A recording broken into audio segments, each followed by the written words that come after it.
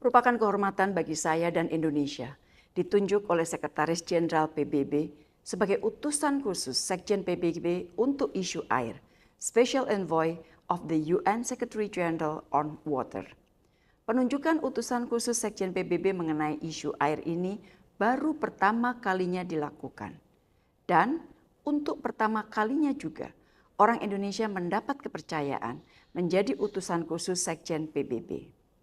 Walaupun pengumuman mengenai penunjukan saya dilakukan pada hari ini, 13 September 2024, namun saya baru akan mulai bekerja pada 1 November 2024 setelah tanggung jawab saya sebagai Menteri Luar Negeri Indonesia selesai.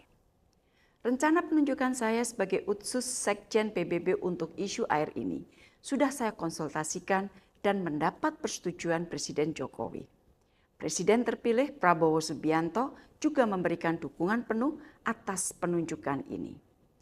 Penunjukan utusan khusus Sekjen PBB untuk isu air dilakukan sebagai implementasi dari mandat yang diberikan UN Water Conference 2023. Beberapa mandat yang diberikan kepada saya antara lain, memperkuat kemitraan dan upaya bersama untuk memajukan agenda air atau Water Agenda, termasuk tindak lanjut hasil Water Conference PBB tahun 2023. Meningkatkan kerjasama internasional dan meningkatkan sinergi antara berbagai proses internasional dalam mendukung pencapaian semua tujuan dan target terkait air seperti SDG 6 dari Agenda Pembangunan Berkelanjutan 2030.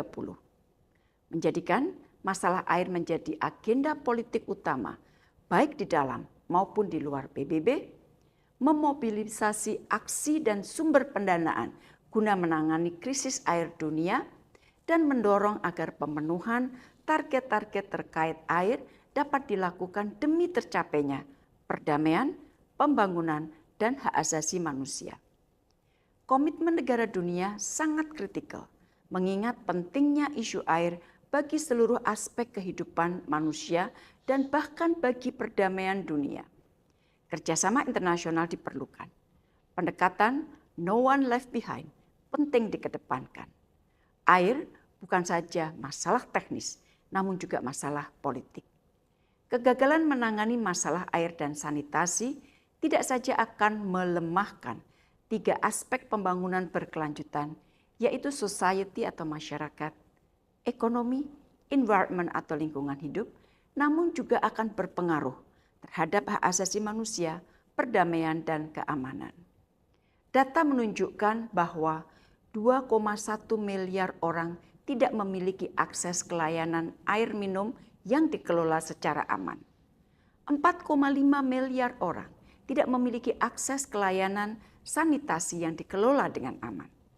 Kelangkaan air sudah mempengaruhi 4 dari setiap 10 orang. 90% dari semua bencana alam terkait dengan isu air. Dan 80% air limbah mengalir kembali ke ekosistem tanpa diolah atau digunakan kembali. Tentunya pengalaman saya sebagai diplomat hampir 40 tahun dan sebagai Menteri Luar Negeri selama 10 tahun akan saya gunakan semaksimal mungkin untuk menjalankan tugas sebagai utusan khusus Sekjen PBB ini.